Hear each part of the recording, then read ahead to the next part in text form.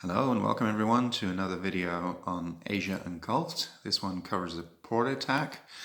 In this particular case, the carrier-based air on this carrier attacks the port in Darwin.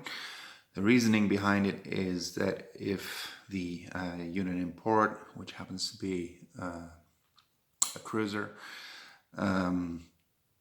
is destroyed along with the, I've already put the units on the battle board, but along with the land-based air, then the Japanese could much more easily move into this particular zone or move through it or whatever, which because it will no longer be under dominant influence, and this one will no longer be under limited influence, because there will not be any adjacent Australian or allied land-based air or units in port or at sea.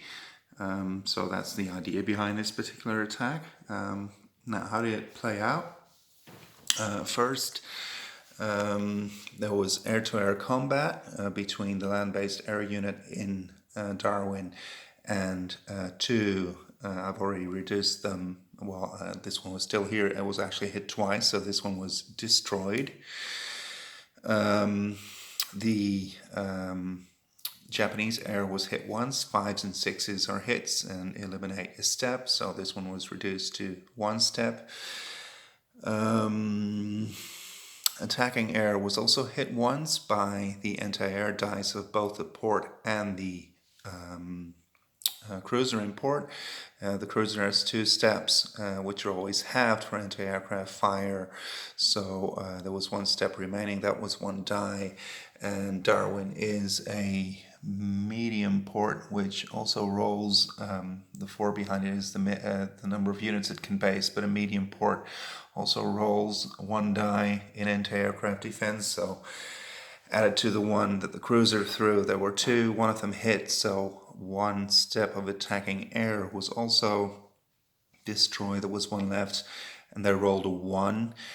Note that it actually had 2 bonuses, 1 for attacking ships in port and 1 for carrier-based air attacking a cruiser unit.